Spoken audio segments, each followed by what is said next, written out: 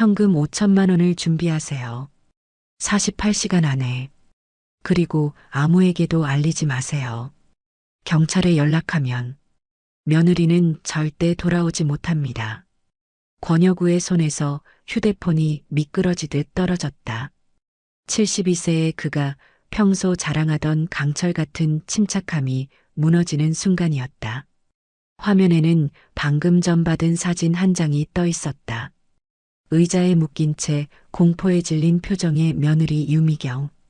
그녀의 옆에는 검은 복면을 쓴 남자가 칼을 들고 서 있었다. 아버님, 무슨 일이세요? 아들 권태준이 거실로 들어오며 물었다. 그의 목소리에는 무거운 피로감이 서려 있었다.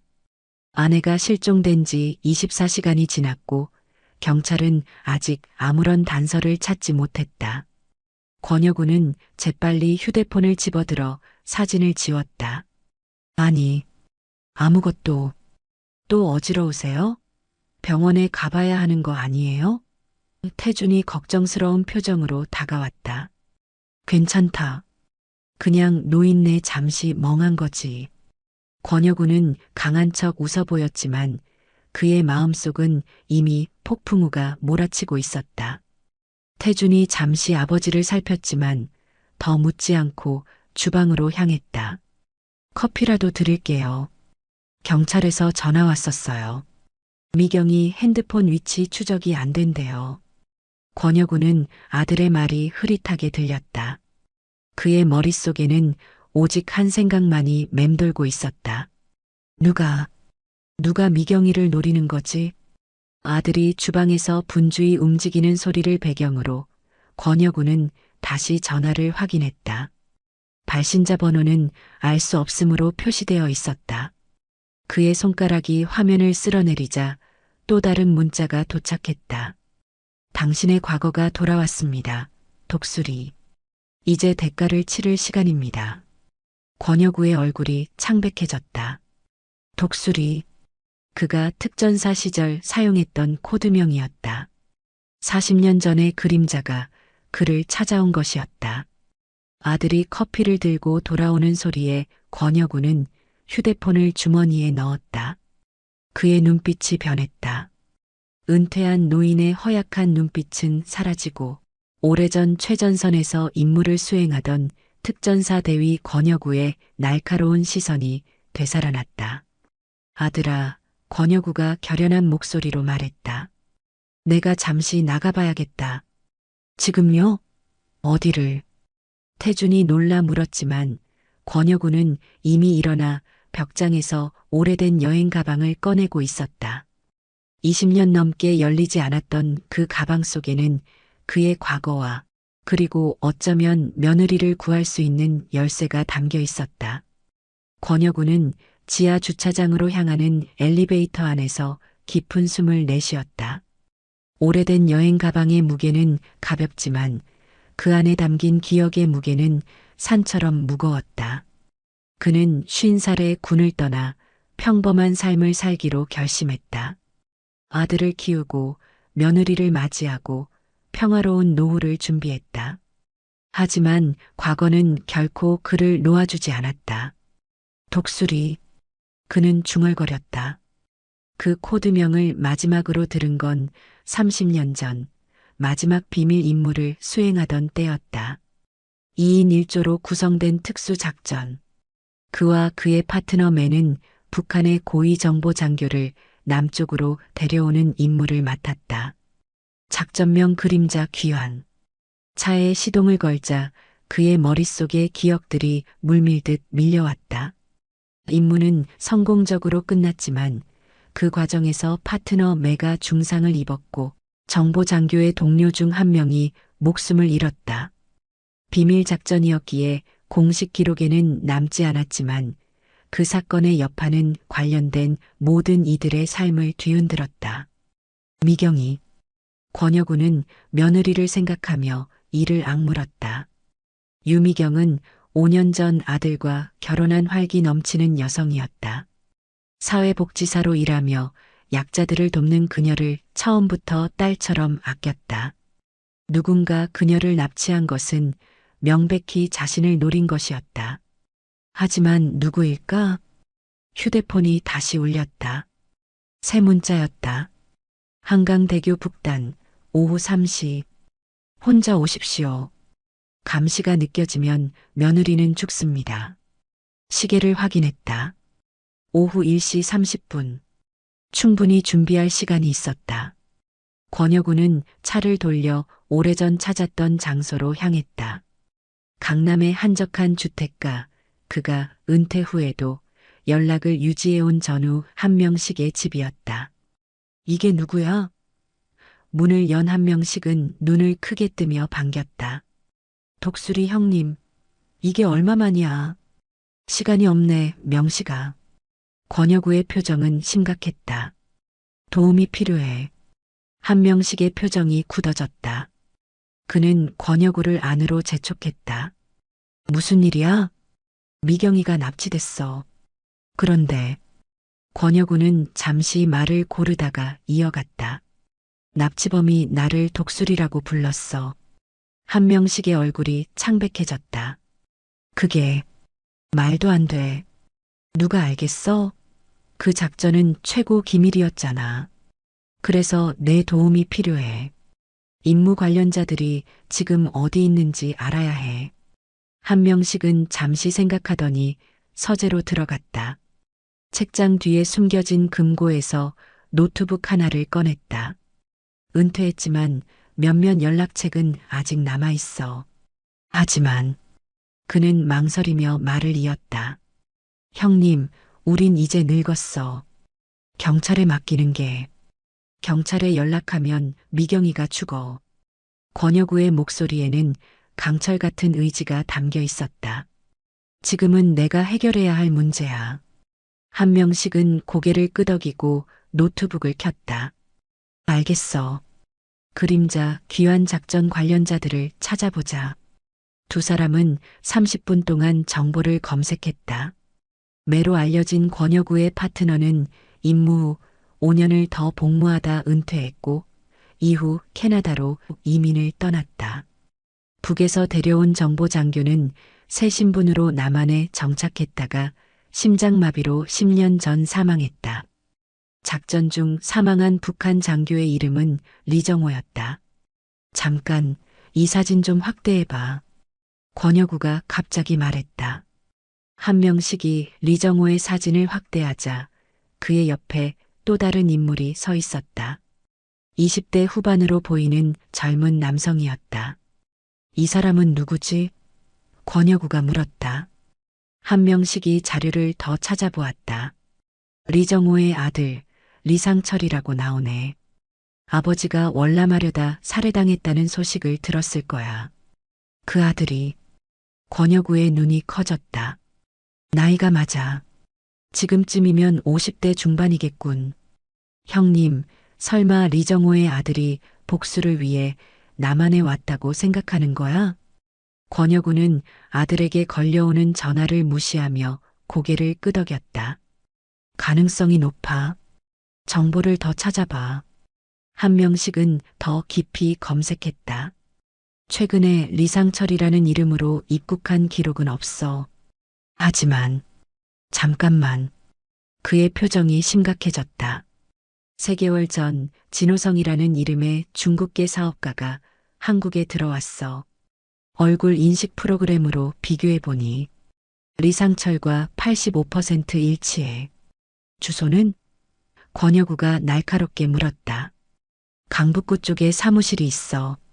무역회사를 운영하는 것으로 나와 있어. 권여구는 시계를 확인했다.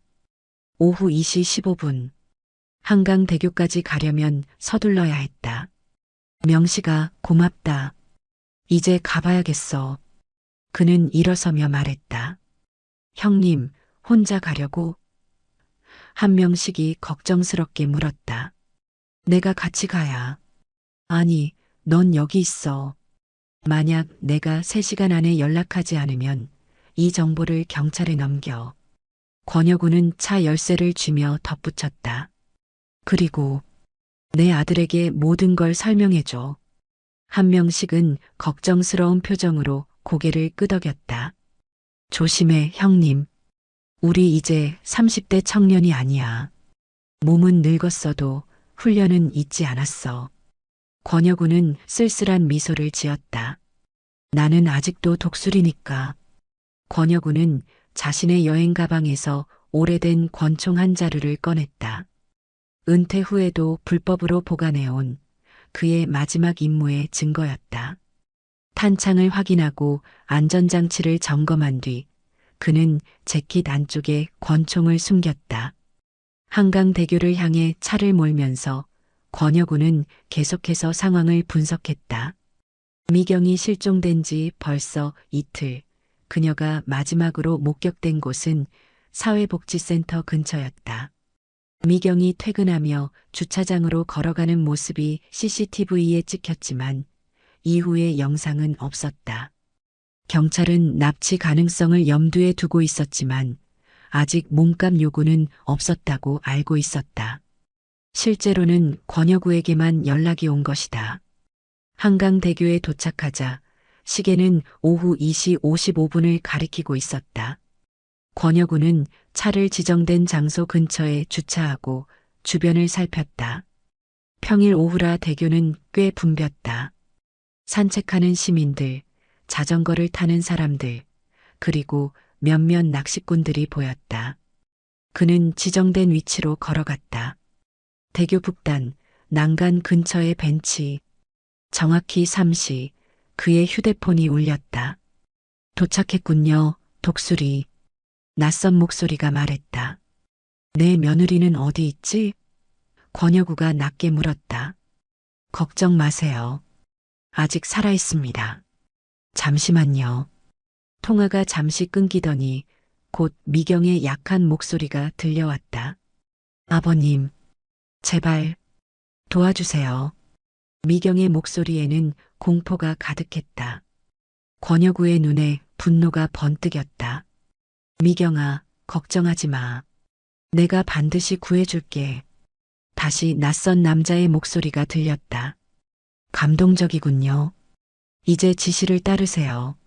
앞에 보이는 쓰레기통 뒤를 확인하세요. 권여구는 주변을 둘러보다 10m 앞에 쓰레기통을 발견했다.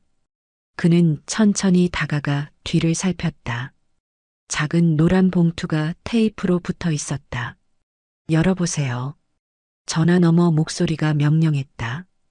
봉투 안에는 USB 메모리 하나가 들어 있었다. 이게 뭐지? 권여구가 물었다. 30년 전 당신이 훔쳐간 것을 돌려받기 위한 첫 단계입니다. USB에 있는 주소로 오세요. 혼자, 그리고 돈을 가져오세요. 경찰에게 알리면 며느리는 물론 당신 아들까지 위험해질 겁니다. 통화가 갑자기 끊겼다. 권여구는 주변을 경계하며 USB를 주머니에 넣었다. 그는 서둘러 차로 돌아와 노트북을 꺼냈다. USB를 연결하자 한 개의 파일만 있었다. 텍스트 파일을 열자 주소 하나와 함께 간단한 메시지가 나타났다. 오후 5시, 당신이 내 아버지의 목숨을 빼앗은 것처럼 나도 당신의 가족을 빼앗을 것이다. 권여구는 주소를 확인했다. 한강 북쪽의 공업단지, 오래된 창고 주소였다. 그는 내비게이션의 주소를 입력했다. 30분 거리였다. 미경아, 조금만 더 기다려. 그는 중얼거렸다. 이번엔 실패하지 않을게. 차를 출발시키려는 순간 옆 창문을 두드리는 소리에 그는 깜짝 놀랐다. 아들 태준이 화난 표정으로 서 있었다. 아버지, 도대체 무슨 일이에요? 왜 전화를 안 받으세요? 태준이 문을 열고 소리쳤다. 권여구는 당황했다. 태준아, 너 어떻게? 아버지 차에 위치 추적 앱 깔아뒀어요. 요즘 건망증이 심해지셔서. 태준이 설명하다가 문득 아버지의 달라진 분위기에 말을 멈췄다. 잠깐 무슨 일 있으신 거예요? 미경이 소식이라도 있나요? 권여구는 깊은 숨을 내쉬었다. 이제 숨길 수 없었다. 차에 타라. 설명해 줄게. 태준이 조수석에 오르자 권여군은 간략히 상황을 설명했다. 미경이 납치된 사실, 그리고 그것이 30년 전 자신의 임무와 관련 있다는 것까지. 하지만 자신이 특전사였다는 사실은 태준에게도 처음 듣는 이야기였다. 특전사라고요? 아버지가? 태준은 충격받은 표정이었다.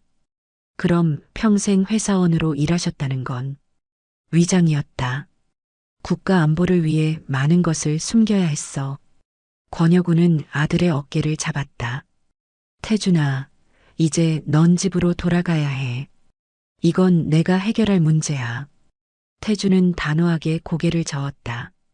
안 돼요. 미경이는 제 아내예요. 저도 같이 가겠습니다. 태준아, 위험해. 권여구가 말하려는데 태준이 끊었다. 아버지, 저도 아버지의 아들입니다. 제 아내를 구하는데 제가 빠질 순 없어요. 권여구는 아들의 결연한 표정을 보고 한숨을 내쉬었다. 그는 재빨리 계획을 수정했다. 좋아. 하지만 내 지시를 정확히 따라야 해. 한치의 오차도 있어선 안 돼.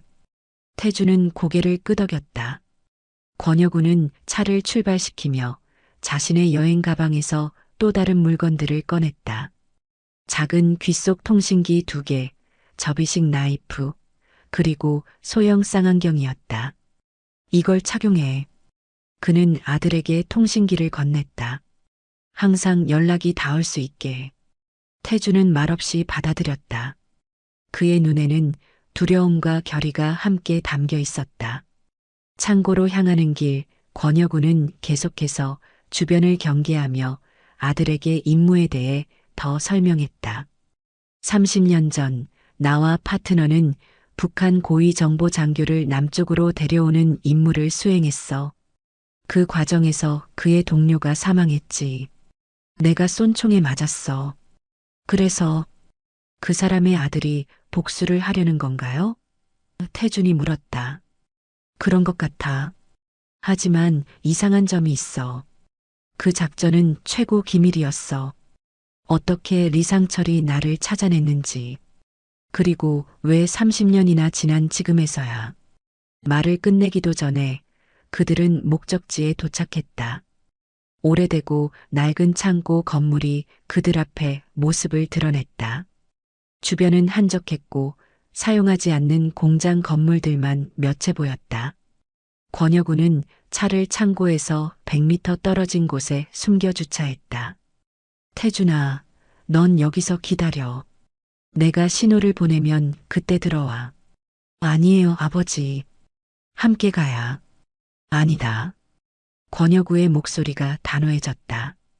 이건 명령이야. 넌 밖에서 상황을 지켜보고 내 신호를 기다려. 만약 내가 20분 안에 연락하지 않으면 이 번호로 전화해. 그는 메모지에 한 명씩의 번호를 적어 건넸다. 태주는 마지못해 동의했다.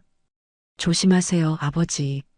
권여구는 권총을 점검하고 재킷 안에 숨겼다. 그는 아들에게 마지막으로 고개를 끄덕인 뒤 창고를 향해 조심스럽게 다가갔다. 72세의 나이가 무색할 정도로 그의 움직임은 여전히 정확하고 조용했다. 특전사의 훈련은 몸에 깊이 각인되어 있었다. 창고 주변을 살핀 후 그는 작은 쪽문을 발견했다. 문은 잠겨 있지 않았다. 함정일 수도 있었지만 선택의 여지가 없었다. 권여구는 천천히 문을 열고 안으로 들어갔다. 내부는 어두웠다. 희미한 햇빛이 높은 창문을 통해 들어오고 있었지만 대부분의 공간은 그림자에 가려 있었다. 창고 중앙에 의자 하나가 놓여 있었고 그 위에는 작은 상자가 있었다. 권여구는 주변을 경계하며 천천히 의자로 접근했다. 상자 안에는 오래된 사진 한 장이 들어 있었다. 그것은 30년 전 작전 당시 찍힌 북한 정보 장교 리정호와 그의 아들 리상철의 사진이었다. 마침내 만나게 되었군요. 독수리. 어둠 속에서 목소리가 들려왔다. 권혁우는 몸을 굳히고 소리가 들려온 방향을 주시했다. 창고의 어둠 속에서 한 남자가 천천히 모습을 드러냈다. 50대 중반, 단단한 체격에 날카로운 눈빛을 가진 남자였다. 그의 얼굴에는 30년의 세월이 흘렀지만 권혁우는 즉시 알아보았다. 사진 속 소년 리상철이었다. 리상철. 권혁우가 차분하게 말했다. 아니, 지금은 진우성이군. 남자의 눈이 미세하게 떨렸다. 역시 준비가 되어 있었군요. 과연 특전사 출신답습니다. 미경이는 어디 있지? 권혁우가 단도직입적으로 물었다. 리상철은 쓴웃음을 지으며 손을 들어 신호를 보냈다. 순간 창고의 다른 쪽에서 불빛이 켜졌다. 의자에 묶인 미경이 모습이 보였다. 그녀의 입은 테이프로 막혀 있었고 눈에는 공포가 가득했다. 미경 옆에는 마스크를 쓴 남자가 권총을 들고 서 있었다. 아버님, 거기 계셨군요. 미경이 막힌 입으로도 알아들을 수 있는 외침을 보냈다. 권혁우는 미경을 향해 한 걸음 내디디려 했지만 리상철의 목소리가 그를 멈추게 했다. 움직이지 마세요. 더 가까이 가면 부하가 방아쇠를 당길 겁니다. 권혁우는 멈춰섰다. 그의 머리는 빠르게 상황을 분석하고 있었다. 거리는 약 15m. 미경을 지키는 사내는 한 명으로 보이지만 창고 내에 더 많은 인원이 숨어 있을 가능성이 컸다. 그래서 원하는 게 뭐지? 권혁우가 물었다. 원래는 단순했습니다. 돈과 복수? 리상철이 말했다. 하지만 이제는 더 큰 게임이 되었죠. 돈은 필요 없습니다. 권혁우는 눈썹을 치켜 올렸다. 그럼 뭐가 필요한데? 진실. 리상철이 한 걸음 앞으로 나왔다. 그의 손에는 오래된 노트가 들려 있었다. 30년 전 당신은 내 아버지를 살해했습니다. 정부 문서에는 작전 중 사망이라고만 기록되어 있죠. 하지만 나는 진실을 알고 싶습니다. 왜 아버지가 죽어야 했는지. 권혁우는 깊은 숨을 내쉬었다. 30년간 묻어두었던 기억이 다시 떠올랐다. 어두운 밤, 38선 근처의 은밀한 만남, 그리고 예상치 못하게 발생한 총격전. 그건 사고였어. 권혁우가 천천히 말했다. 우리의 임무는 북한 정보장교 김성민을 남으로 데려오는 것이었지. 내 아버지 리정호는 그 자리에 있으면 안 됐어. 거짓말. 리상철이 격분했다. 아버지는 김성민과 함께 남한으로 넘어오기로 계획했습니다. 두 분이 함께 준비했죠. 그런데 당신들이 아버지를 배신했어. 권혁우의 눈이 커졌다. 뭐라고? 그건 나도 처음 듣는 얘기야. 우리가 받은 정보는 김성민 한 명을 데려오는 것이었어. 리정호는 우리를 습격한 경비대의 일원이었다고. 또 거짓말. 리상철은 노트를 흔들었다. 이건 아버지의 일기장입니다. 여기에 모든 것이 기록되어 있어요. 아버지와 김성민은 가까운 동료였고 함께 남한으로 망명하기로 했습니다. 하지만 누군가가 계획을 바꿨고 아버지는 버려졌죠. 권혁우는 충격을 받았다. 그의 머릿속에서 30년 전의 기억들이 재정렬되기 시작했다. 작전 전에 갑자기 변경된 지시사항, 그리고 파트너 매가 보인 이상한 행동들. 잠깐, 그럼 김성민은 어떻게 됐지?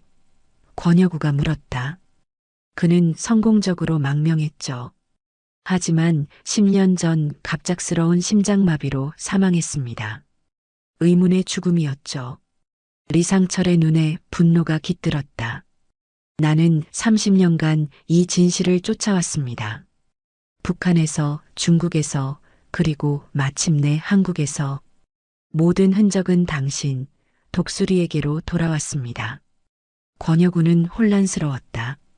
만약 리상철의 말이 사실이라면 자신은 30년간 거짓 정보에 속아 무고한 사람을 죽인 셈이었다. 하지만 누가, 왜 그런 짓을? 리상철, 난 정말 몰랐어. 권여구가 진심을 담아 말했다. 만약 내 말이 사실이라면 나 역시 속았던 거야. 증명해보세요. 리상철이 차갑게 말했다. 이때 권여구의 귓속 통신기에서 태준의 목소리가 들렸다. 아버지, 밖에 수상한 차량이 도착했어요. 3명의 남자가 내렸는데 모두 검은 정장 차림입니다. 권여구는 신경을 곤두세웠다. 상황이 더 복잡해지고 있었다. 리상철, 들어봐. 지금 우리 둘 다 위험해. 누군가 우리를 지켜보고 있어. 리상철의 표정이 변했다. 무슨 소리죠? 당신이 경찰을. 아니, 경찰이 아니야. 권여구는 주변을 살피며 낮은 목소리로 말했다. 누군가 더 큰 그림을 그리고 있어.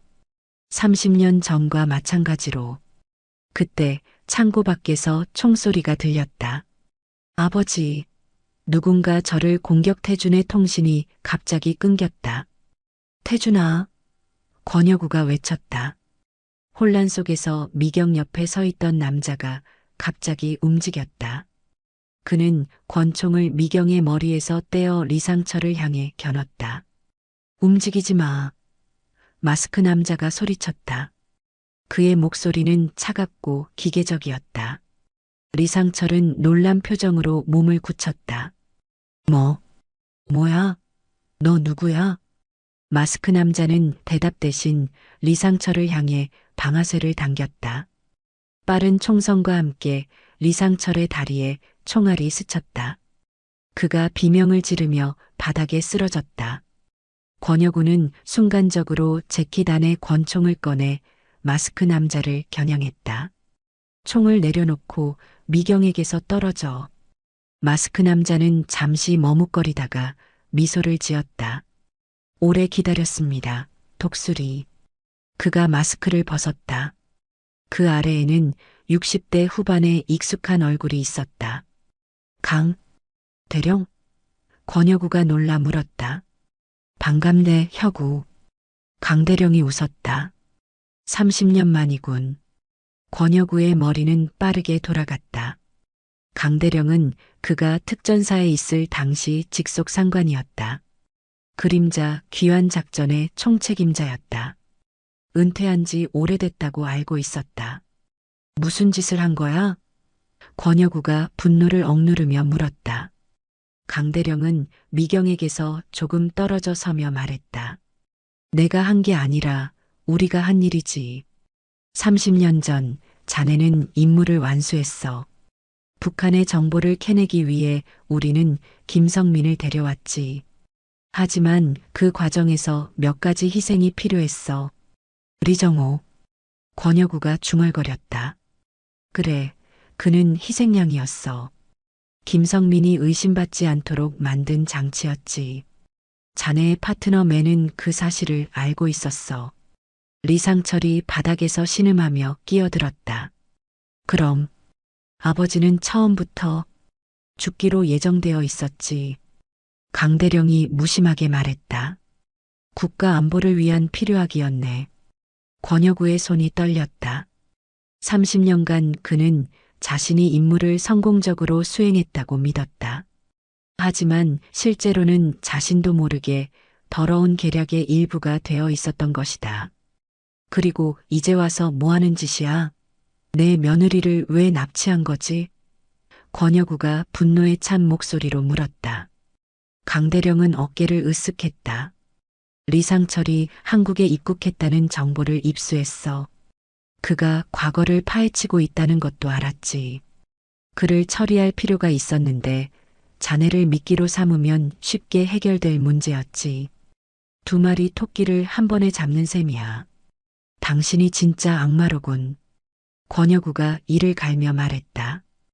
애국자라고 해두지. 강대령이 비웃었다. 이제 모든 게 끝났어.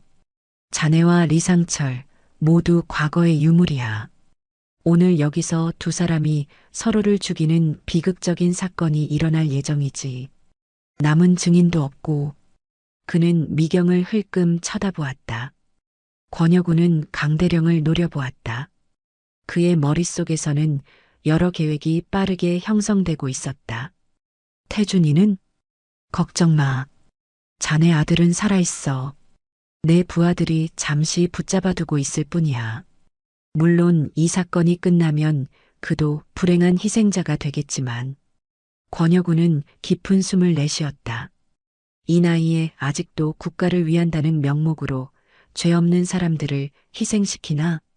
우리가 지키려 했던 나라가 이런 게 아니었어. 강대령은 웃음을 터뜨렸다. 이상주의자였군, 혁우. 세상은 그렇게 단순하지 않아. 권여구는 리상철과 눈을 마주쳤다. 두 사람 모두 같은 생각을 하고 있었다. 그들은 30년간 서로를 증오했지만 이제 진짜 적이 누군지 알게 되었다. 마지막 기회를 주지. 강대령이 권총을 다시 미경에게 겨누었다. 자네가 리상철을 죽이면 며느리와 아들은 살려주겠어. 권여구는 강대령을 바라보았다. 72세의 노인이지만 그의 눈에는 특전사 시절의 날카로움이 되살아났다. 거짓말쟁이는 30년 전이나 지금이나 변함없군. 그 순간 창고 문이 요란하게 열리며 여러 발의 총성이 울렸다. 권여구는 본능적으로 바닥에 몸을 던졌다. 강대령도 놀라 방어 자세를 취했다. 경찰이다. 모두 움직이지 마라. 여러 명의 경찰이 창고로 들이닥쳤다. 그들 뒤로 한명식과 태준의 모습이 보였다. 태준의 이마에는 작은 상처가 있었지만 다행히 크게 다치지는 않은 것 같았다. 혼란 속에서 강대령은 재빨리 창고 뒤쪽으로 도망치려 했다. 권여구는 기회를 놓치지 않고 바닥을 굴러 미경에게 접근했다. 그는 재빠르게 그녀를 묶은 밧줄을 풀었다. 아버님, 괜찮으세요? 미경이 떨리는 목소리로 물었다. 나는 괜찮다. 너는? 권여구가 걱정스레 물었다. 겁만 좀 먹었어요. 미경이 울먹이며 답했다. 경찰들이 상황을 통제하기 시작했다. 강대령은 이미 도망친 뒤였지만 몇몇 경찰이 그를 쫓아갔다. 다른 경찰들은 부상당한 리상철을 체포했다. 아버지, 태준이 달려와 권여구를 부둥켜 안았다. 정말 걱정했어요. 어떻게 된 거지? 권여구가 놀라서 물었다. 내가 공격받았다고. 한명식이 다가와 설명했다. 태준이가 위험에 처했다는 걸 알자마자 내가 준비해둔 연락망을 통해 경찰에 신고했어. 다행히 특수부대가 신속하게 출동했지. 권여구는 고개를 끄덕였다. 고맙다, 명식아. 경찰 책임자가 다가왔다. 권여구 씨, 상황이 꽤 복잡해 보이는군요. 서에 가서 자세한 진술을 해주셔야 할 것 같습니다. 권여구는 미경과 태준을 바라보았다. 두 사람은 아직 충격에서 벗어나지 못한 표정이었다. 알겠소. 하지만 내 가족은 먼저 병원에 데려가 주시오. 물론입니다. 구급차를 불러놓았습니다. 경찰서로 가는 길에 권여구는 창밖을 바라보며 깊은 생각에 잠겼다. 30년 전의 진실이 마침내 밝혀졌지만 그것은 그가 기대했던 것과는 달랐다. 그는 자신이 믿었던 대의가 거짓이었음을 알게 되었다. 하지만 동시에 그는 자신에게 아직도 가족을 지킬 수 있는 힘이 있다는 것을 깨달았다. 경찰서에서 권여구는 모든 것을 털어놓았다. 30년 전의 임무 리정호의 죽음, 그리고 강대령의 조작된 작전까지 오랫동안 국가 기밀로 묻혀있던 이야기들이 마침내 빛을 보게 되었다. 조사를 마친 후 권여구는 병원으로 향했다. 미경과 태준은 검진을 받고 있었다. 병원 복도에서 기다리는 동안 한명식이 커피를 들고 다가왔다. 어떻게 됐어? 한명식이 물었다. 강대령은 아직 잡지 못했어. 하지만 경찰이 전국에 수배령을 내렸지. 권여구가 피로한 목소리로 답했다. 그래도 미경 씨와 태준이는 무사해서 다행이야. 권여구는 고개를 끄덕였다. 리상철은 체포됐지만 상황이 복잡해서 처리가 쉽지 않을 거야. 북한 출신의 위조 신분으로 입국했으니 그는 사실 피해자야. 권여구가 말했다. 30년간 아버지의 억울한 죽음을 파헤치려 했던 두 사람은 잠시 침묵했다. 병원 복도의 소독약 냄새가 공기 중에 퍼져 있었다. 혁우야. 한명식이 조심스럽게 말을 꺼냈다. 우리가 한 일, 그게 옳았다고 생각해? 권여구는 창밖으로 보이는 도시의 밤 풍경을 바라보았다. 모르겠어. 우리는 국가를 위해 싸웠다고 믿었지. 하지만 때로는 우리가 지키려 했던 가치가 왜곡되기도 하는 것 같아. 그래도 넌 오늘 옳은 일을 했어. 한명식이 권여구의 어깨를 두드렸다. 진료실 문이 열리고 미경과 태준이 나왔다. 두 사람 모두 피곤해 보였지만 다행히 심각한 부상은 없어 보였다. 괜찮니? 권여구가 걱정스러운 눈빛으로 물었다. 미경이 미소를 지었다. 네, 아버님. 이제 괜찮아요. 태준은 아버지를 바라보았다. 그의 눈에는 새로운 존경심이 담겨 있었다. 아버지, 오늘 모든 걸 알게 됐어요. 아버지의 진짜 모습을. 권여구는 쓰게 웃었다. 내가 바라던 방식은 아니었지만 자랑스러워요, 아버지. 태준이 진심을 담아 말했다. 어떤 일이 있었든 아버지는 항상 가족을 지키기 위해 최선을 다하셨으니까요. 권여구의 눈에 눈물이 맺혔다. 오랫동안 숨겨왔던 자신의 과거가 마침내 가족에게 드러났지만 예상과 달리 그들은 그를 이해하고 있었다. 다들 지쳤을 테니 집에 가자. 권여구가 제안했다. 집으로 돌아가는 차 안 권여구는 후사경을 통해 뒷좌석에 잠든 미경과 태준을 바라보았다. 그들은 서로 의지한 채 평화롭게 잠들어 있었다. 72세의 노인에게는 과분할 정도로 소중한 보물들이었다. 한명식이 운전하며 말했다. 이제 어떻게 할 거야? 권여구는 창밖의 도시 불빛을 바라보았다. 강대령을 찾아야지. 30년 전의 진실이 완전히 밝혀질 때까지는 끝난 게 아니야. 그건 위험할 수도 있어. 강대령은 아직도 강력한 인맥을 가지고 있을 거야. 알아. 하지만 이건 내가 마무리해야 할 일이야. 권여구의 목소리에는 강한 결의가 담겨 있었다. 리정우와 그의 아들에게 그리고 나 자신에게도 진실을 찾아줘야 해. 한명식은 고개를 끄덕였다. 그럼 내가 도와줄게. 우린 아직 할 수 있어. 권여구는 미소를 지었다. 72세의 나이에도 그의 싸움은 끝나지 않았다. 이번에는 진정한 정의를 위한 싸움이었다. 2주가 지났다. 권여구의 아파트는 평화를 되찾은 것처럼 보였다. 미경은 심리 치료를 받으며 천천히 일상으로 돌아가고 있었고 태주는 아내의 회복을 위해 휴가를 내고 집에서 함께 시간을 보내고 있었다. 표면적으로는 모든 것이 정상으로 돌아간 듯했다. 하지만 권여구는 알고 있었다. 이 평화는 일시적일 뿐이라는 것을. 강대령은 아직 잡히지 않았고 그가 가만히 있지 않을 것이라는 사실도 분명했다. 아버님, 차 한 잔 드세요. 미경이 거실로 들어오며 말했다. 그녀는 여전히 충격에서 완전히 벗어나지 못했지만 강인한 정신력으로 일상을 회복하려 노력하고 있었다. 고맙다, 미경아. 권여구는 미소를 지으며 차를 받았다. 오늘은 어떠니? 조금씩 나아지고 있어요. 미경이 소파에 앉으며 대답했다. 가끔 악몽을 꾸긴 하지만 시간이 지나면 괜찮아질 거예요. 권여구는 며느리의 손을 부드럽게 잡았다. 미안하다. 내 과거 때문에 내가 고통받게 해서. 미경은 고개를 저었다. 아버님 잘못이 아니에요. 오히려 아버님 덕분에 제가 살아 돌아올 수 있었잖아요. 두 사람의 대화는 현관문이 열리는 소리에 중단되었다. 태준이 몇 개의 쇼핑백을 들고 들어왔다. 아, 다녀왔어요. 태준이 밝게 인사했다. 오늘 저녁은 제가 요리할게요. 권여구는 미소를 지었지만 그의 마음은 무거웠다.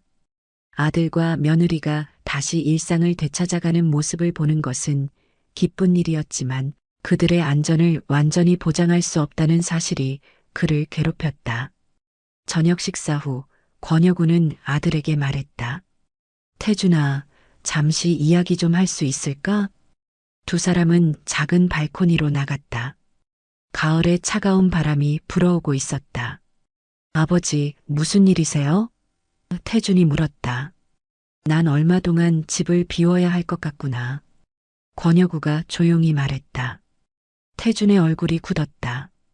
강대령을 찾으러 가시는 건가요? 권여구는 아들이 상황을 빠르게 파악하는 것에 놀랐다. 그래. 그가 자유롭게 돌아다니는 한 우리 가족은 안전하지 않아. 하지만 그건 경찰의 일이에요. 아버지가 직접 나서실 필요는. 경찰은 그를 찾지 못할 거야. 권여구가 단호하게 말을 끊었다. 강대령은 30년간 정부 내에서 많은 인맥을 쌓았어. 그가 숨고 싶으면 공식적인 방법으로는 절대 찾지 못해. 태주는 깊은 숨을 내쉬었다. 그럼 제가 함께 가겠습니다. 안 돼. 권여구의 목소리는 단호했다. 내가 있어야 할 곳은 여기야. 미경이를 지켜야지. 하지만 아버지 혼자서는. 혼자가 아니야. 권여구가 미소를 지었다. 오래된 전우들이 아직 남아있단다. 태주는 반대하려다가 아버지의 결연한 표정을 보고 말을 삼켰다. 언제 떠나실 건가요? 내일 아침. 한명식이 모든 준비를 마쳤어. 두 사람은 잠시 침묵 속에서 서울의 야경을 바라보았다. 높은 빌딩들 사이로 반짝이는 불빛이 마치 별처럼 빛나고 있었다. 아버지. 태준이 조심스럽게 말을 꺼냈다. 돌아오실 거죠? 권여구는 아들의 어깨를 꼭 잡았다. 물론이지. 이번엔 모든 걸 제대로 끝내고 돌아올게. 다음 날 이른 아침, 권여구는 조용히 짐을 챙겼다. 작은 여행 가방 하나면 충분했다. 그는 거실에서 기다리고 있는 태준과 미경을 마주했다. 벌써 일어났구나. 권여구가 놀라서 말했다. 아버님을 배웅하려고요. 미경이 미소를 지으며 대답했다. 그녀의 손에는 도시락 상자가 들려 있었다. 길에서 드실 거예요. 권여구는 감동에 고개를 끄덕였다. 짧은 작별 인사 후 그는 아파트를 나섰다. 현관 앞에는 한명식이 차를 세워두고 기다리고 있었다. 준비됐나? 한명식이 물었다. 그래. 권여구가 차에 올랐다. 다른 사람들은 지정된 장소에서 만날 거야. 차가 출발하고 권여구는 뒤를 돌아보았다. 아파트 입구에 서 있는 태준과 미경이 손을 흔들고 있었다. 그는 이 모습을 마음에 새겼다. 그가 싸우는 이유, 돌아와야 하는 이유였다. 1시간 후 그들은 서울 외곽의 한적한 창고에 도착했다. 그곳에는 이미 3명의 남자가 기다리고 있었다. 모두 60대 이상의 노인들이었지만 그들의 눈빛은 여전히 날카로웠다. 와주셨군요, 대위님. 가장 나이 들어 보이는 남자가 인사했다. 박상민 중사. 권여구가 미소 지으며 악수를 청했다. 몇 년 만이지? 15년쯤 됐을 겁니다. 박상민이 웃었다. 이쪽은 김도연 상사와 이재욱 하사입니다. 권여구는 나머지 두 사람과도 인사를 나눴다. 그들은 모두 특전사 출신으로 권여구와 함께 임무를 수행했던 전우들이었다. 은퇴한 지 오래됐지만 한 명씩의 연락을 받고 즉시 달려온 것이었다. 자, 이제 상황을 설명드리겠습니다. 한 명씩이 테이블 위에 지도와 서류들을 펼쳤다. 강대령의 행방에 대한 정보를 입수했습니다. 그는 현재 제주도에 있는 것으로 보입니다. 제주도? 김도연이 놀라서 물었다. 왜 하필 그곳에? 과거 군 시설이 있었던 지역이죠. 지금은 폐쇄되었지만 강대령은 그곳에 은신처를 마련해 두었던 것 같습니다. 권여군은 지도를 자세히 살폈다. 정확한 위치는 한라산 남쪽 기슭 옛 군사 훈련장 근처입니다. 한 명씩이 지도에 표시를 했다. 인근에 작은 별장이 있는데 강대령의 부인 명의로 등록되어 있습니다. 부인은 10년 전에 사망했지만 그 재산은 그대로 남아 있었죠. 감시체계는? 이재욱이 물었다.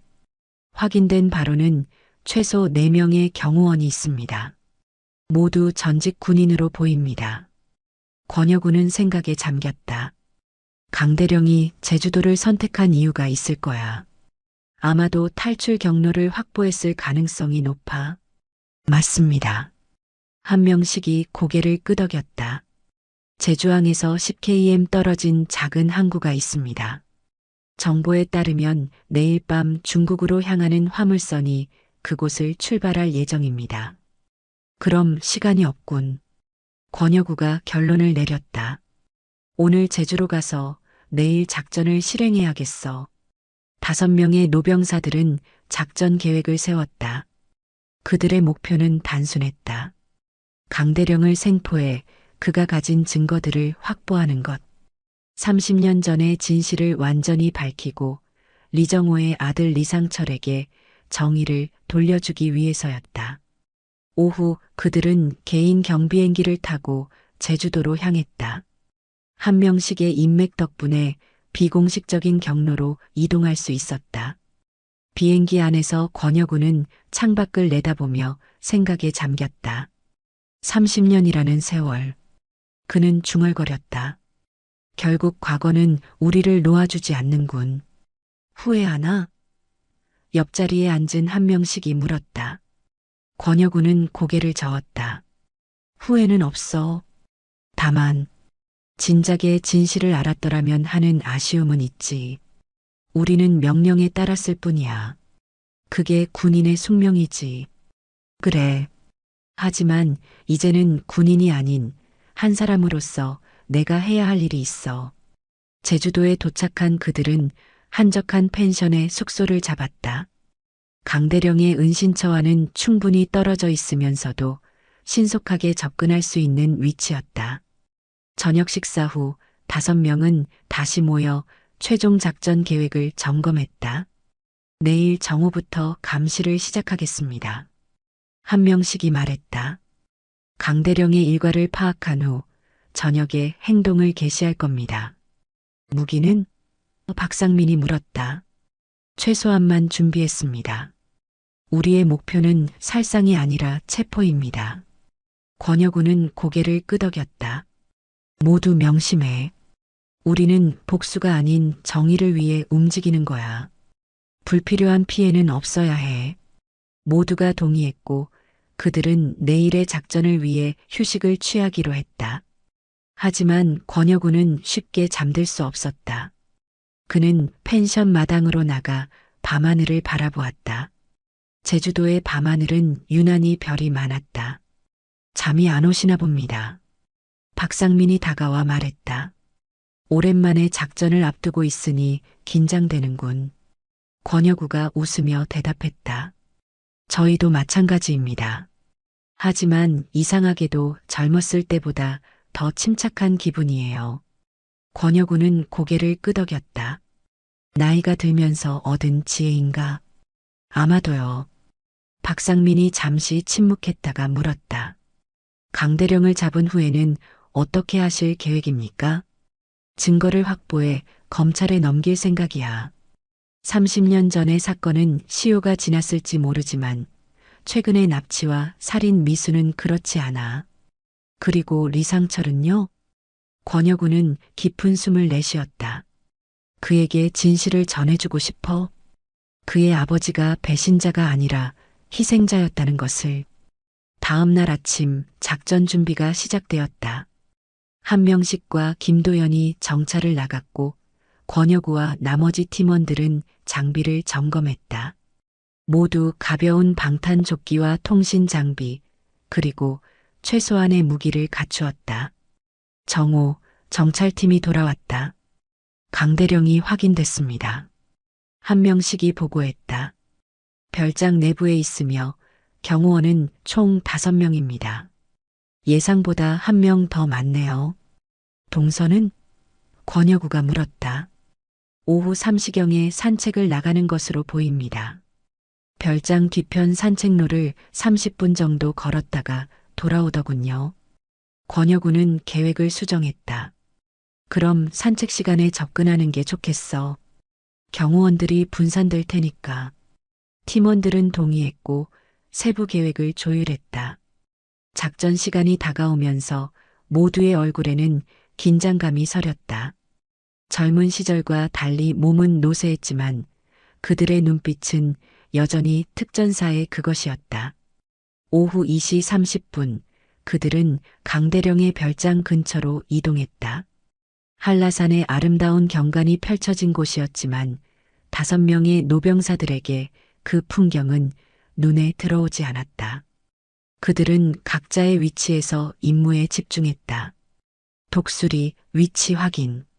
한명식의 목소리가 통신기를 통해 들렸다. 위치 이상 없음.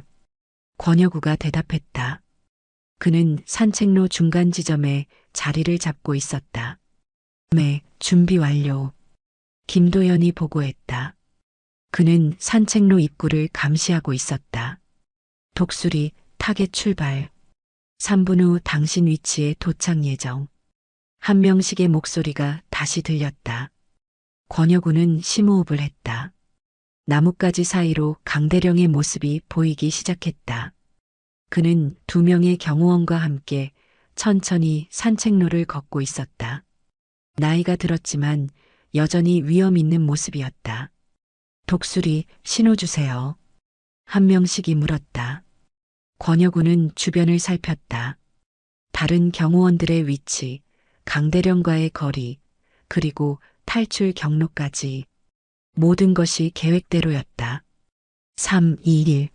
지금 그가 통신기에 대고 말했다. 순간 2곳에서 연막탄이 터졌다. 연기가 퍼지며 혼란이 시작되었다. 권여구는 재빨리 자리에서 일어나 강대령을 향해 움직였다. 경호원들이 총을 꺼내 들었지만 박상민과 이재욱이 양쪽에서 그들을 제압했다. 움직이지 마세요. 권여구가 강대령에게 권총을 겨누며 외쳤다. 강대령은 놀란 표정으로 뒤를 돌아보았다. 혁우. 그의 눈이 커졌다. 끝났어, 강대령. 권여구가 말했다. 이제 모든 진실을 말할 시간이야. 그러나 강대령의 놀란 표정이 갑자기 미소로 바뀌었다. 그 순간 권여구는 뭔가 잘못되었다는 것을 느꼈다. 그가 뒤를 돌아보려는 찰나 예상치 못한 총성이 울렸다. 아! 권여구의 오른쪽 어깨에 날카로운 통증이 퍼졌다. 그는 균형을 잃고 비틀거렸다. 혁우야. 한명식의 외침이 들렸지만 이미 늦었다. 주변에서 추가 총성이 잇따랐고 혼란이 극에 달했다. 어리석군, 권여구. 강대령이 비웃었다. 내가 너희를 기다리고 있을 줄 몰랐나? 권여구는 어깨의 고통을 참으며 주변을 살폈다. 숲속에서 추가 경호원들이 나타나고 있었다. 그들은 함정에 빠진 것이었다. 모두 후퇴. 권여구가 통신기에 대고 외쳤다. 함정이다. 후퇴하라고. 그러나 이미 늦었다. 박상민과 이재욱은 이미 경호원들에게 제압당했고 한명식과 김도연의 상태는 알 수 없었다. 권여군은 점점 의식이 흐려지는 것을 느꼈다. 총알에 독이 발라져 있었던 것일까? 강대령이 다가와 그를 내려다보았다. 30년 전, 넌 내 계획의 일부였어. 그리고 지금도 마찬가지지. 권여구의 시야가 점점 어두워졌다. 마지막으로 그가 들은 것은 강대령의 차가운 웃음소리였다. 의식이 돌아왔을 때 권여구는 자신이 어두운 방에 묶여 있다는 것을 발견했다. 어깨의 통증은 여전했지만 누군가 간단한 응급처치를 해준 것으로 보였다. 그는 주변을 살폈다. 방은 작고 창문이 없었다. 아마도 별장 지하실일 것이다. 깨어났군. 강대령이 문을 열고 들어왔다. 그의 뒤로 2명의 경호원이 따라왔다. 다른 사람들은? 권여구가 쉰 목소리로 물었다. 걱정 마. 아직 살아있어. 강대령이 의자를 끌어와 권여구 앞에 앉았다. 대체 뭘 기대한 거지? 너희 같은 노인네들이 나를 잡을 수 있을 거라고 생각했어? 권여구는 아무 말도 하지 않았다. 그는 강대령의 말에 집중하기보다 주변 상황을 파악하려고 했다. 알고 있었어. 강대령이 계속해서 말했다. 내가 나를 찾아올 거라는 걸. 그래서 기다렸지. 내가 이 함정에 빠지기를. 왜? 권여구가 마침내 입을 열었다. 왜 이 모든 일을 벌인 거지? 30년 전부터. 강대령은 웃음을 터뜨렸다. 왜? 권력 때문이지. 30년 전 김성민은 단순한 망명자가 아니었어. 그는 북한 최고 위층의 비밀을 알고 있었지. 그리고 그 정보는 믿을 수 없을 만큼 가치가 있었어. 그래서 리정호를 희생시켰군. 권여구가 분노를 억누르며 말했다. 그는 필요한 희생이었을 뿐이야. 김성민만 데려오기 위해서는 누군가 죽어야 했어. 그리고 리정호는 완벽한 희생양이었지. 그 정보로 뭘 했지? 권여구가 물었다. 출세? 돈? 강대령의 입가에 음험한 미소가 번졌다. 둘 다지.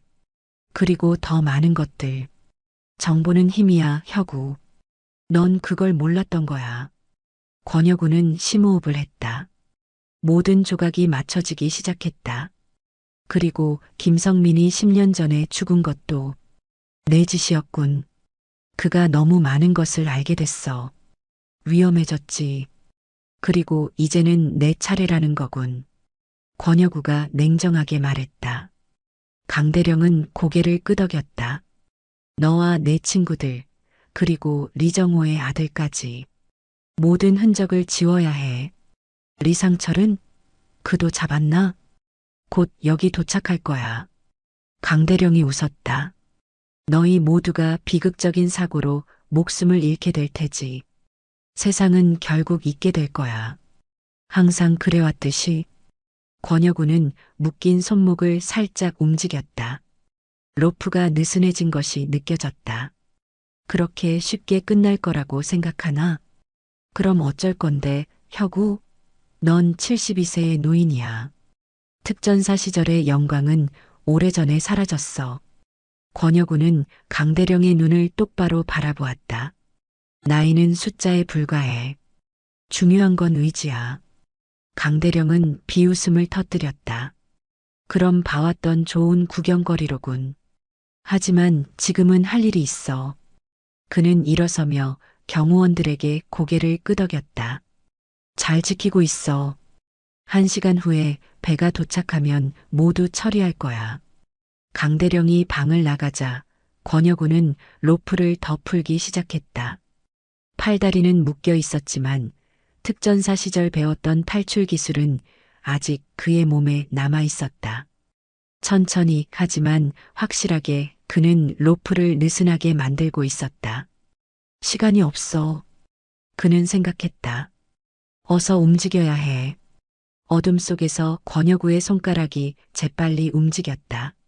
40년 전 특전사 훈련에서 배운 포박 탈출법을 되살려내는 중이었다. 나이가 든 손가락은 예전의 민첩함을 잃었지만 오랜 경험이 그 부족함을 메웠다. 10분의 집중 끝에 그는 마침내 손목의 로프를 느슨하게 풀었다. 이제 시간 문제야. 그는 생각했다. 경비병들은 문 밖에서 대화 중이었다. 권여군은 그들의 목소리에 귀를 기울였다. 배는 언제 도착하지? 한 경비병이 물었다. 한 40분 후에. 그때 이 노인네들을 모두 처리하고 중국으로 출발하는 거야. 다른 경비병이 대답했다. 40분. 권여구의 마음이 급해졌다. 그는 마침내 손을 완전히 풀고 발목 로프를 풀기 시작했다. 오른쪽 어깨의 총상은 여전히 아팠지만 아드레날린이 통증을 어느 정도 덮어주고 있었다. 자유로워진 권여구는 방안을 살폈다. 별다른 무기는 보이지 않았다. 그는 조용히 일어서 문 쪽으로 다가갔다. 밖에서는 여전히 두 경비병의 대화가 들렸다. 한 명씩 처리해야겠군. 그는 결심했다. 권여구는 바닥에 드러누워 고통에 신음하는 소리를 내기 시작했다. 물, 물 좀. 뭐야? 한 경비병이 말했다. 노인네가 깨어난 것 같은데. 확인해봐. 다른 경비병이 말했다. 열쇠 소리가 들리고 문이 열렸다. 한 경비병이 조심스럽게 들어왔다. 뭐야, 노인네? 권여구는 계속 신음하며 경비병을 자신에게 가까이 오도록 유도했다. 경비병이 충분히 가까워지자 그는 번개처럼 일어나 경비병의 다리를 걸어 넘어뜨렸다. 놀란 경비병이 소리를 지르기 전에 권여구는 재빨리 그의 목을 조르며 의식을 잃게 만들었다. 김현우, 무슨 일이야? 밖에서 다른 경비병이 불렀다. 권여구는 쓰러진 경비병의 권총을 빼앗아 문 옆에 숨었다. 두 번째 경비병이 조심스럽게 문을 열고 들어왔다. 김현우, 어디? 권여구의 총 개머리판이 그의 뒤통수를 강타했다. 경비병은 소리 없이 쓰러졌다. 권여구는 두 경비병의 무기와 통신 장비를 빼앗고 밖으로 나왔다. 복도는 조용했다. 어두운 지하실에는 몇 개의 문이 더 있었다. 아마도 그의 동료들이 갇혀 있을 것이다. 권여구는 첫 번째 문으로 접근해 조용히 열었다. 누구야?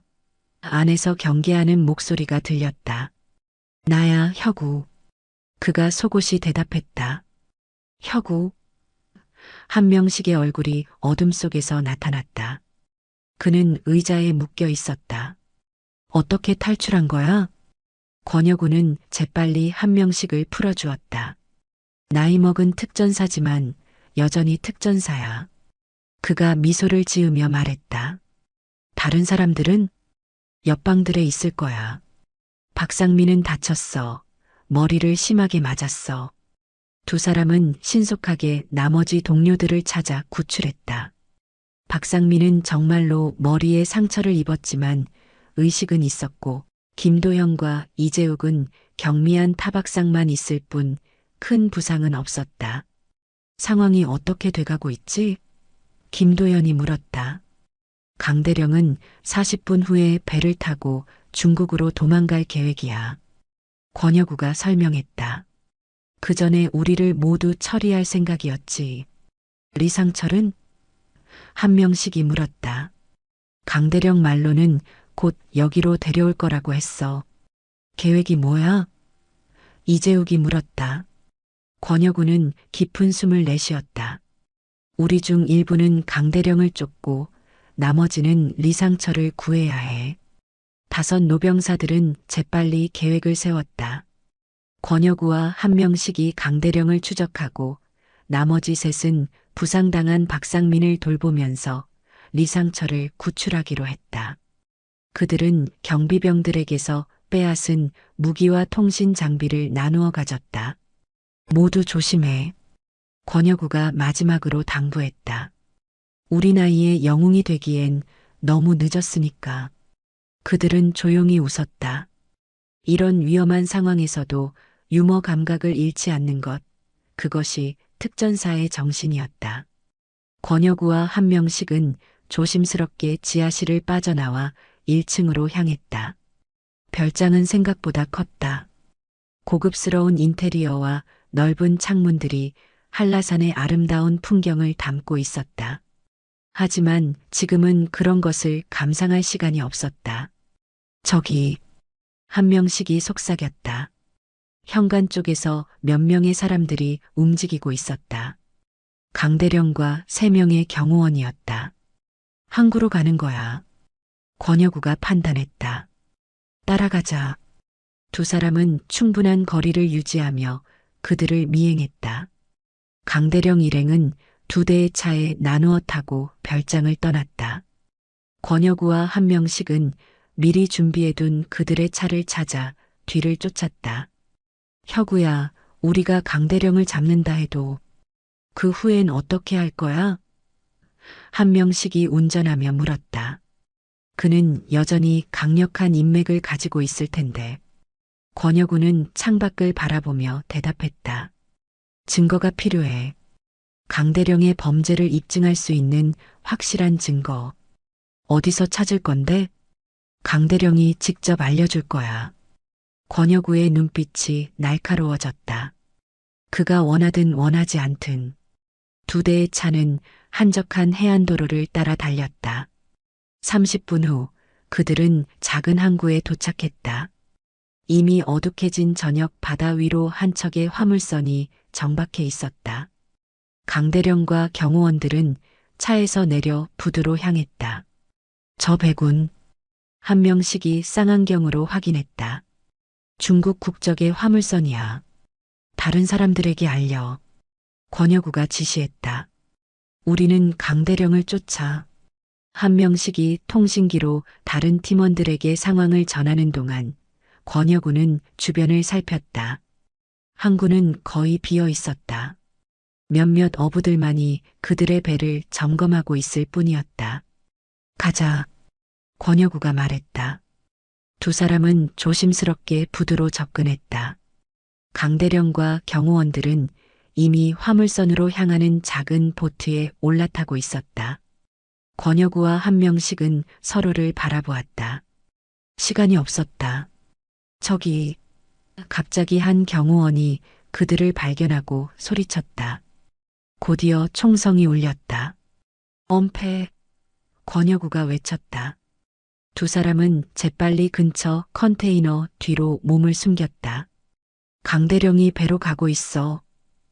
한명식이 소리쳤다. 권혁우는 결단을 내렸다. 넌 여기서 경호원들을 견제해. 난 강대령을 쫓을게. 미쳤어? 너 혼자서? 다른 방법이 없어. 권혁우는 단호하게 말했다. 시간이 없어. 한명식은 잠시 망설이다가 고개를 끄덕였다. 조심해, 혁우야. 한명식이 견제 사격을 시작하자 권혁우는 다른 방향으로 빠르게 움직였다. 그는 부두를 따라 달려 보트가 있는 곳으로 향했다.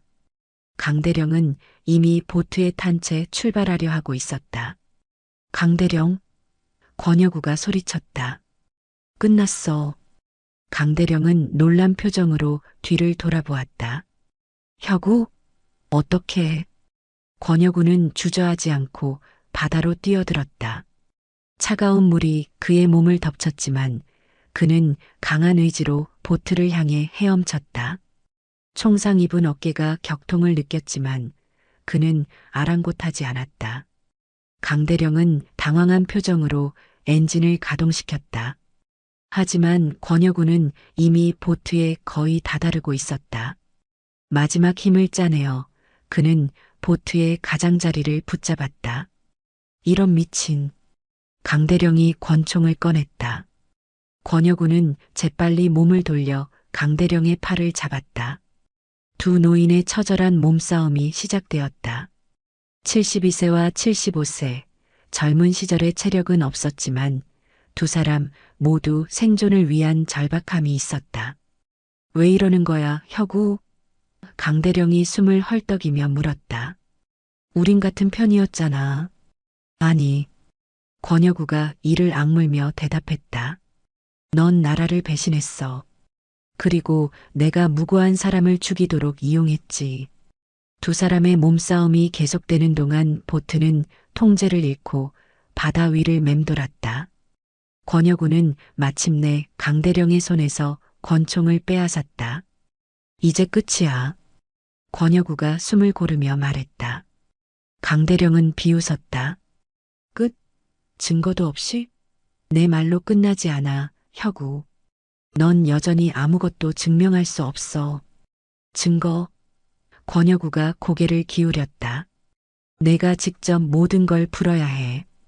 그럴 일은 없을 거야. 권혁우는 강대령을 노려보았다.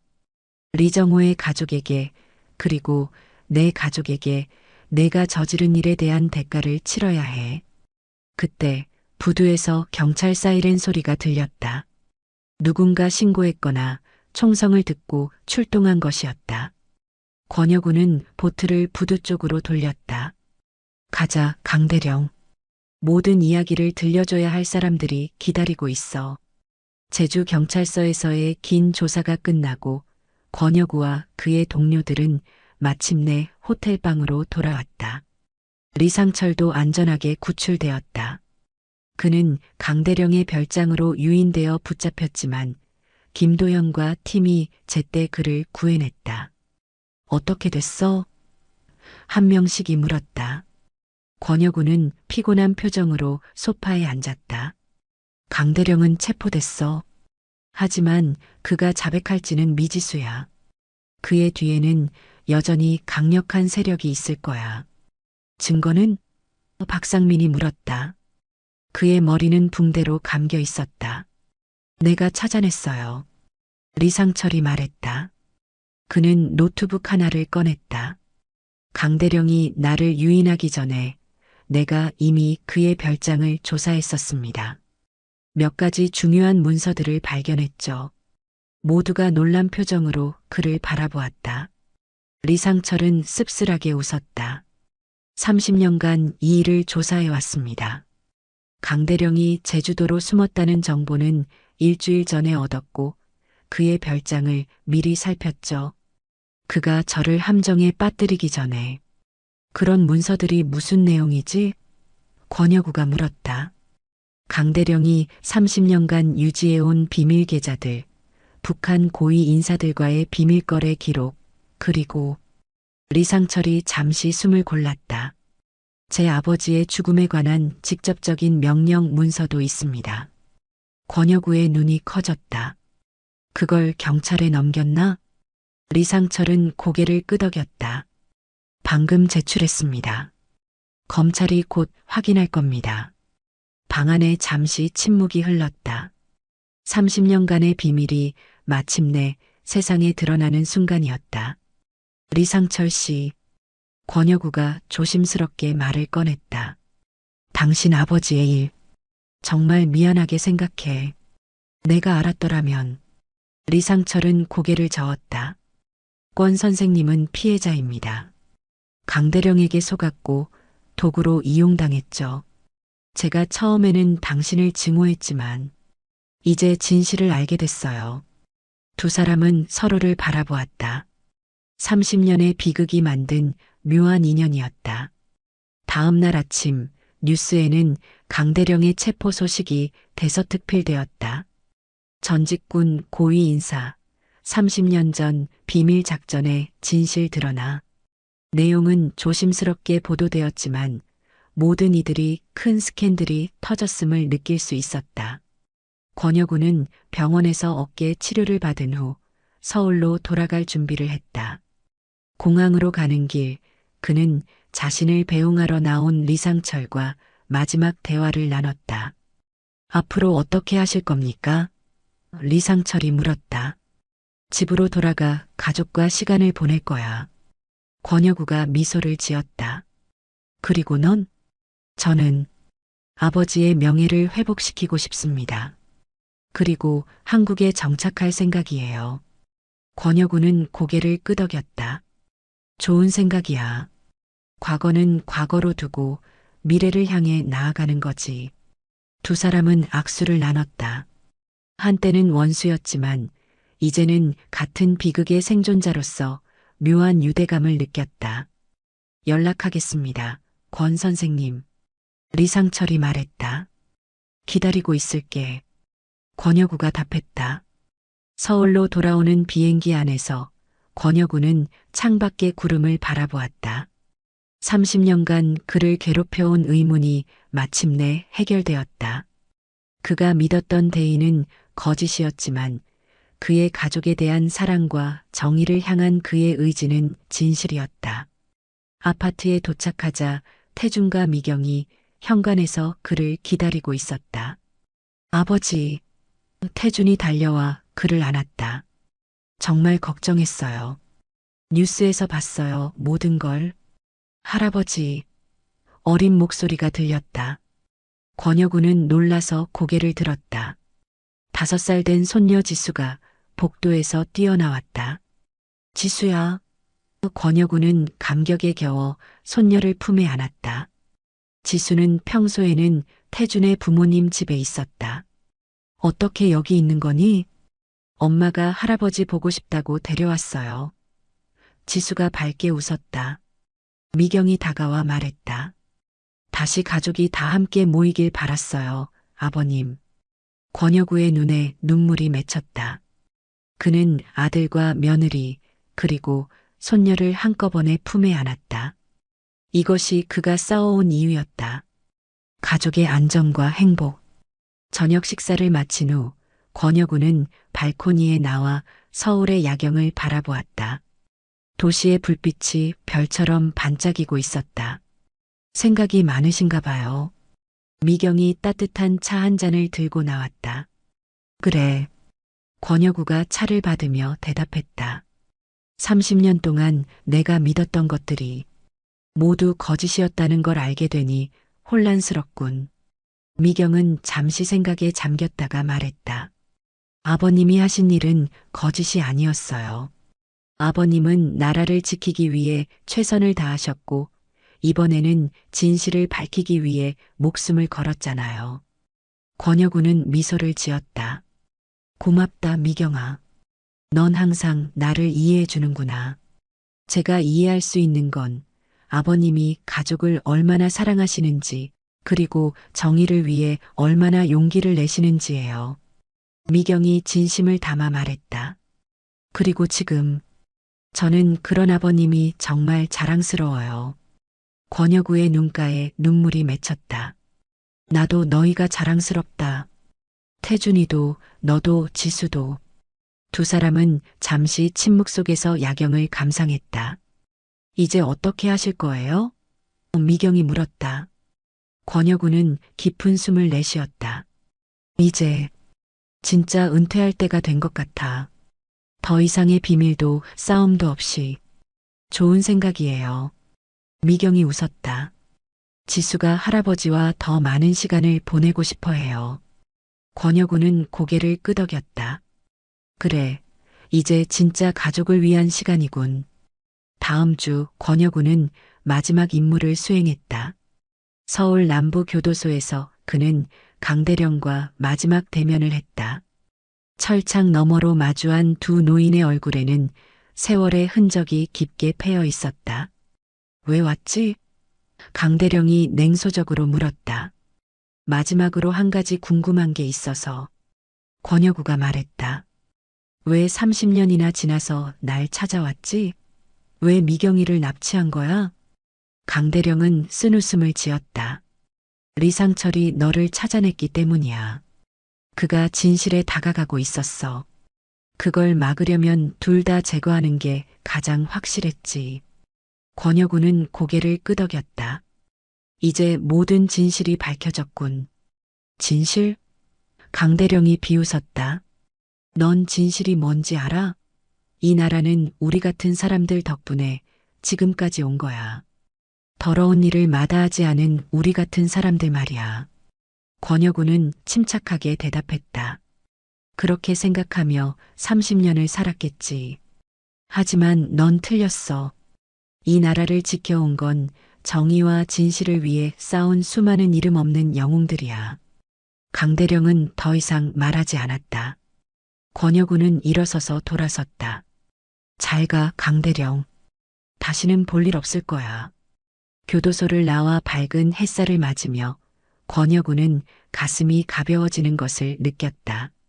30년의 비밀이 마침내 끝났다.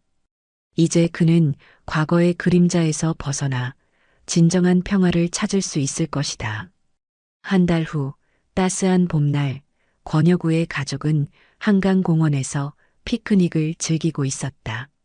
태중과 미경, 그리고 지수는 행복한 웃음소리로 공원을 채웠다. 할아버지, 저 높이 날려요. 지수가 연을 들고 권혁우에게 달려왔다. 권혁우는 손녀의 작은 손을 잡았다. 그래, 같이 날려보자. 두 사람은 함께 연을 하늘로 날렸다. 푸른 하늘 위로 오르는 연을 바라보며 권혁우는 마음의 평화를 느꼈다. 72세의 나이에 그는 마침내 자신의 과거와 화해하고 현재의 행복을 온전히 받아들일 수 있게 되었다. 할아버지, 연이 정말 높이 올라갔어요. 지수가 신이 나서 외쳤다. 그래, 아주 높이 올라갔구나. 권혁우가 미소를 지었다. 태중과 미경이 다가와 그들 옆에 섰다. 네 사람은 함께 하늘로 오르는 연을 바라보았다. 과거의 그림자는 이제 햇살 아래 희미해지고 새로운 희망과 행복이 그 자리를 채우고 있었다. 권혁우는 자신의 가족을 바라보며 생각했다. 이것이 내가 싸워온 이유였지. 그리고 이것이 내 인생의 진정한 승리야. 하늘 높이 오르는 연처럼 그의 마음도 자유롭게 날아올랐다. 30년의 무거운 짐을 내려놓고 마침내 진정한 평화를 찾은 노병의 얼굴에는 행복한 미소가 번졌다.